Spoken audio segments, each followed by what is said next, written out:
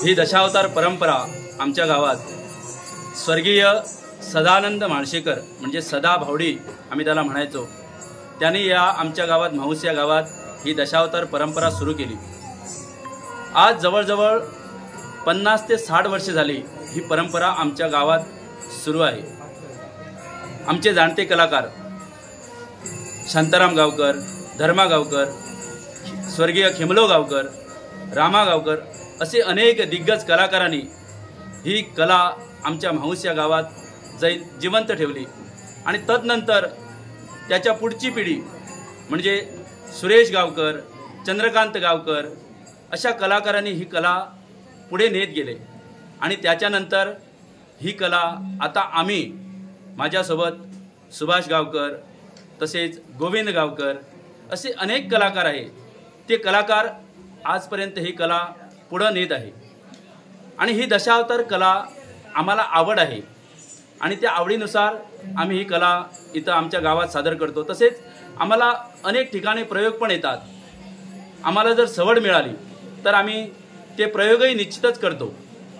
आणि ही कला सादर करीत असताना एक वेगळा आनंद मिळतो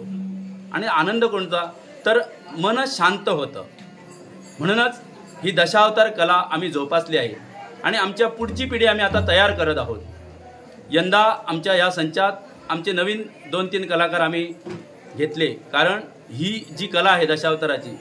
ती पुढे जावी आणि त्याची जी वाटचाल आहे ती चालू राहावी यासाठी आमचे प्रयत्न, आमच्या जाणत्यांनी हेच प्रयत्न केले आणि आम्ही पण आता तेच प्रयत्न करत आहोत, कारण ही आमची कला अशीच पुढे चालू राहावी हेच आमचं स्वप्न आहे। कारण आमचे स्वर्गीय सदाभावडी यांनी ही कला आमच्या गावात सुरू केली, त्याच्या अगोदर पण होती, पण त्यांनी प्रामुख्याने त्यांचा मोठा वाटा आहे, आमचे सदाभावडी यांचा मोठा वाटा आहे आणि त्यांनी ही कला आमच्या ह्या गावात रुजवली आणि ती आम्ही आता त्याचं वृक्ष मोठं झालेलं आहे आणि आम्ही त्याची आता एक रोपटं ह्या अनुषंगाने आम्ही आता या कलेची जोपासना करत आहोत। तरीमध्ये दशावतार रुजला तो 40-50 वर्षाच्या अगोदरपासून आणि त्यावेळेला बाहेरून महाराष्ट्रातून दशावतारी कंपन्या येऊन इथं मामा मोचेमाडकर आणि नाईक कंपनी नाटकं करीत असत, परंतु स्थानिक कलाकारांनी त्यांच्याकडून स्फूर्ती घेऊन विशेष करून म्हावशी गावातले विविध जाणते कलाकार, हेदोडे गावातील कलाकार आणि केरी गावातील कलाकार यांनी स्थानिक कंपन्या सुरू केल्या। त्याच्यामध्ये नावं घेण्यासारखे अनेक आहे, परंतु गोव्यातले कलाकार महाराष्ट्रात जाऊन जे कार्य करीत असत त्यापैकी प्रसिद्ध जो लोकराजा श्री हरिश्चंद्र उर्फ हरिभाऊ गावकर कुंभारखण येथील, त्याचप्रमाणे उत्कृष्ट व्हिलन कोतोडे बिंबल येथील श्री धामू काका उर्फ बाप्या काका जोशी आणि भेरोंडा येथील उत्कृष्ट स्त्री पात्र कलाकार श्री सूर्यकांत राणे यांनी अक्षरशः गोव्यामध्ये हा दशावतारी कला ही रुजवली आणि वाढवली आणि जोपासली आणि नवीन नवीन तयार केले। त्यांच्या पावलावर पाऊल ठेवून आजही इथे नवीन नवीन कलाकार होत आहेत। सालेलीमध्ये स्त्री पात्र करणारी भूमिका करणारे कल्पेश नावाचे उत्कृष्ट कलाकार तयार झाले आणि आता या म्हावशी गावामध्ये श्री सुनील म्हाऊसकर आणि त्यांची सगळ्यांची टीम इथं कार्यरत आहे. आम्ही हेदोड्यामध्ये सचिन जोशी आणि आमचे बाकीचे कलाकार आहेत, आम्ही नाटकं सुरू केलेली आहेत. त्याप्रमाणे केरी येथे सुद्धा लक्ष्मण गावस, आदित्य गावस अशा प्रकारे घोटेलीतील बांधवांनी सुद्धा ही अशाच प्रकारची दशावतारी कला